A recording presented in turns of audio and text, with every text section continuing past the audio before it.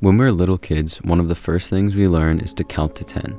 But in reality, even just counting between 1 and 2 is impossible. Where would you even start? 0.1? But that isn't even the smallest number after 1, because there are an infinite amount of zeros you can put before the 1. But infinity isn't an actual number, so how can you start counting if there is no starting point? If the next number after 1 isn't 2, how can we be so sure that everything around us is as we see it? As a child, everyone in my family insisted that Santa Claus existed and gave me presents every year, as well as a few billion other kids, all in one night. As I got older and thought more about it, I found more and more flaws in the story until finally my parents just revealed to me that he didn't exist. When I did believe in Santa, I had no reason to doubt his existence. Therefore, we could be in this ignorance is bliss phase of a simulation and not have any clue. You could wake up in another universe right now and find out that your entire life was all a lie. I don't think I believe it, but it's strange to know that it is possible.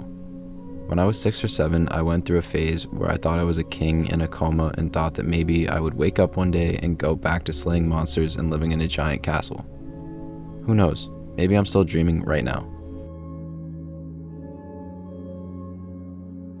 We have 24 hours in a day, and usually we only remember the most important moments.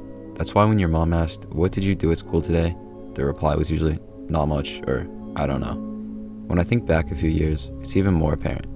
Again, I can name some interesting things that happened, but I couldn't tell you what I was doing on 8:14 a.m., March 3rd, 2017. But these normal moments make up such a high percentage of our lives.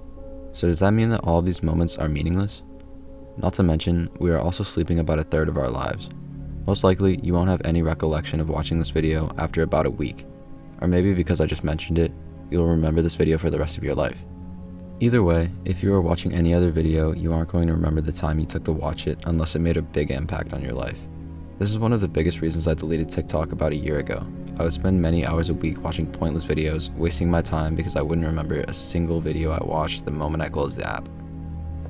Scientifically, everything you see around you isn't real. When you look at a star or another celestial object, you see what it looked like in the past because the speed of light is not instantaneous. If the sun disappeared, you wouldn't know for 8 minutes.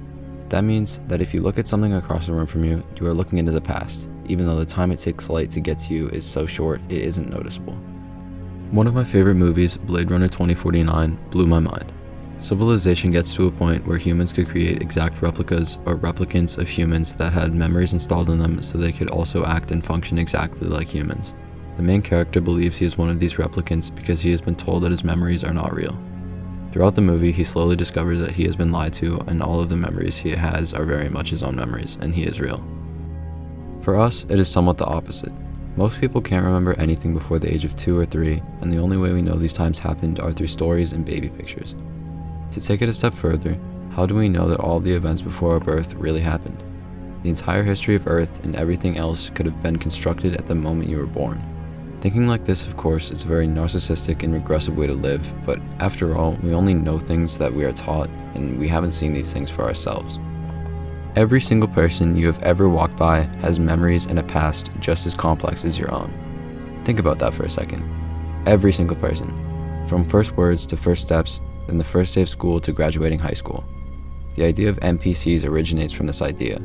From a broad point of view, we are all so similar, so how could all of these people be so complex? In 6th grade, I told my friend that he is the only person to ever exist and everyone around him was a robot, including me. He dismissed the idea. Maybe he should have paid more attention. If you ask me, it's really fun to think about these ideas and they can reshape your perspective on life.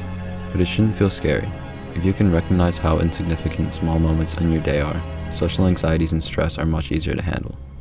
I wouldn't worry about it too much because even if you are being lied to, you're in this moment right now and that's all that matters.